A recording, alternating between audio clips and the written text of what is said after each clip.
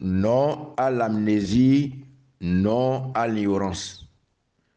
Chers compatriotes béninois de l'intérieur et de la diaspora, citoyens béninois comme vous et hommes politiques engagés pour la vérité, l'éthique et la morale dans la politique, le devoir m'appelle à quelques rappels pour déconstruire le reformatage erroné de l'esprit du Béninois entamé depuis 2016 sous le président Patrice Talon.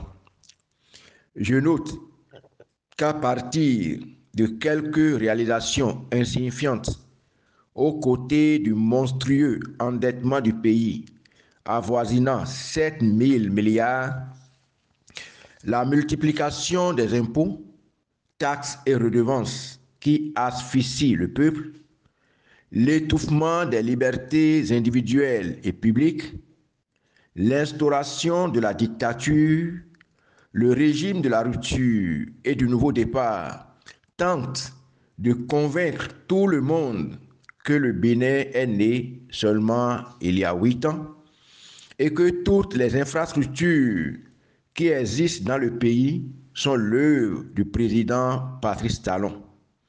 Du coup, le refrain « il travaille, il travaille, il travaille », il faut le laisser faire du pays ce qu'il veut. Pour parvenir à cet exploit, il met beaucoup de ressources dans la communication des réseaux sociaux avec de belles images, des maquettes. Des influenceurs et influenceuses sont recrutés à cet effet. On les fait voyager aux frais du contribuable. Logés, nourris, ils montent sur la toile pour distiller la publicité de ce qui n'existe que dans leur esprit et l'esprit des dirigeants.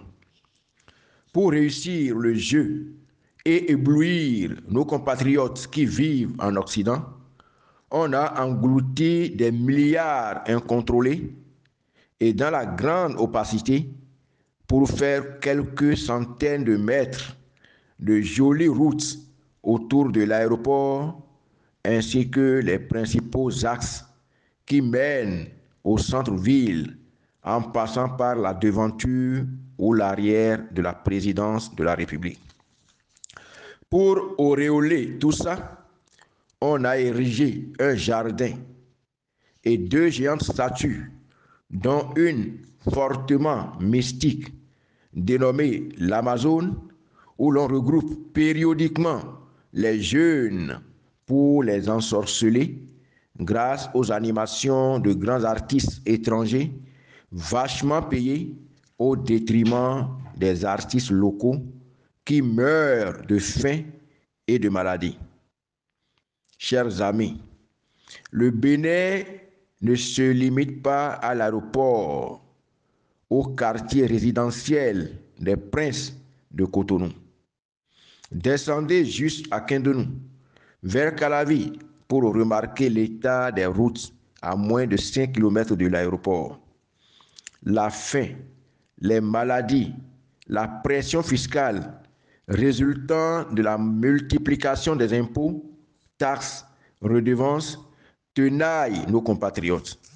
Les producteurs de vivriers et produits de rente, comme le soja, sont contraints de vendre à prix dérisoire leur production à la seule société des dirigeants.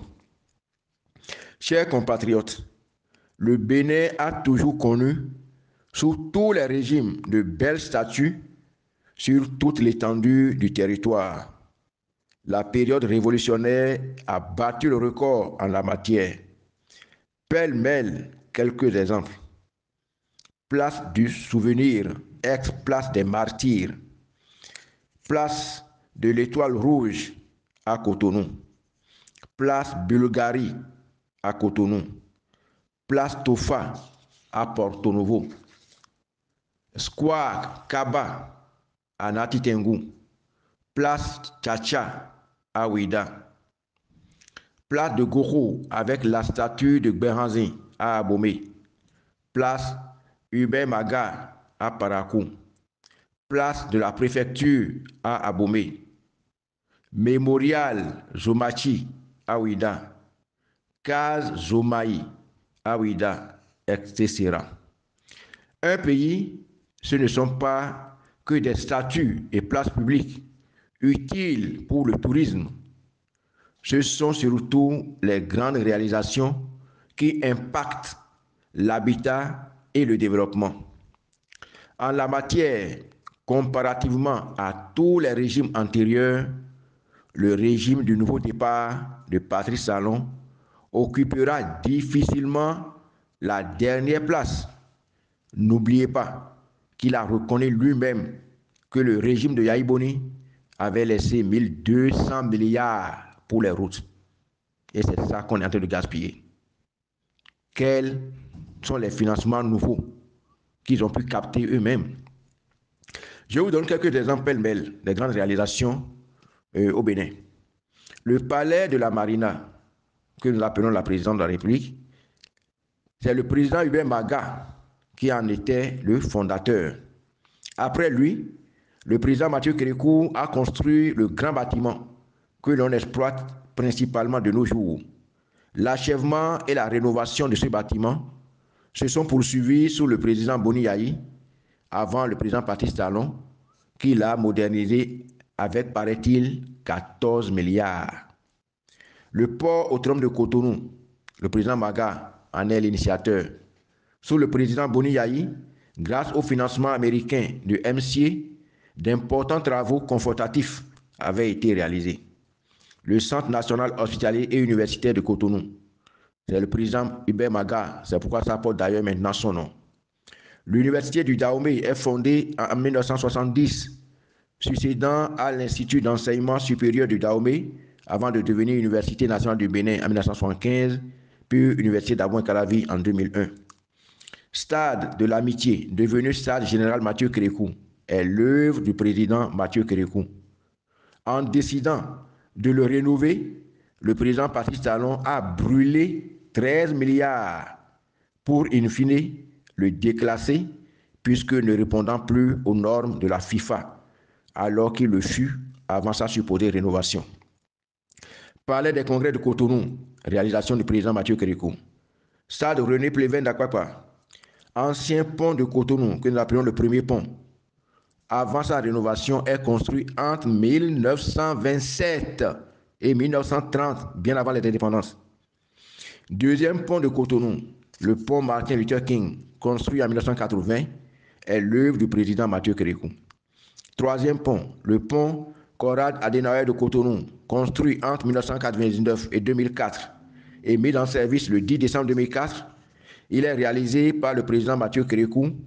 Le Centre international de la conférence a été bâti par le président Nicéphore Dieudonné Soglo pour accueillir le 6e sommet de la francophonie tenu à Cotonou en décembre 1995. Il a été rénové en 2008 sous le président Boni Yayi avant d'être à nouveau rénové par le président Patrice Talon. Les universités de Parakou, de Kétou, de Porto-Novo, de Lokossa, d'Abomey, de Natitengu ont toutes été créées par le président Boni Yayi. L'échangeur de Godomé, les passages supérieurs de Huiho et de l'avenue Stemel sont tous réalisés par le président Boni Yayi. Chers compatriotes, cette fiche est une introduction à une série d'émissions que je tiens à réaliser pour dissiper l'ignorance des jeunes et l'amnésie des adultes. Ce travail est nécessaire pour le public et la postérité, puisque je me suis rendu compte que les jeunes âgés de 18 ans en 2024 sont nés en 2006, quand le président Boni Yayi prenait le pouvoir. 18 à 30 ans, ils sont les plus nombreux. Peu connaissent les réalisations sous le président Boni Yayi, le prédécesseur de l'actuel président Patrice Talon. Du coup, ils sont les plus exposés à la manipulation de Talon Travail. Il fait des routes, surtout que l'on s'acharne à démolir la plupart des édifices réalisés sous les prédécesseurs, comme la résidence du général Mathieu Kérékou, le siège de l'OCBN à Cotonou, le centre de promotion artisanale de Cotonou, les anciens bâtiments des ministères de l'Intérieur, des Travaux publics, la devanture du stade général Kérékou, les logements sociaux construits sous le président Boni Yayi Awedo, le siège de l'Assemblée nationale en construction sur le pont de Porte-Nouveau. Bientôt le camp Guézo et bien d'autres. Le président Patrice Talon tient à effacer l'histoire du Bénin pour faire croire qu'il a été le seul président qui a construit le Bénin. Dans une démarche pédagogique, vidéo après vidéo, je vais me concentrer sur les réalisations des 10 ans du président Boni Yayi, domaine par domaine, pour permettre à l'opinion d'arrêter de consommer les affabulations des politiciens du régime Patrice Talon qui oppressent et affament les Béninois. Abonnez-vous massivement à ma chaîne YouTube pour ne rater aucune de ces émissions. Que Dieu bénisse le Bénin.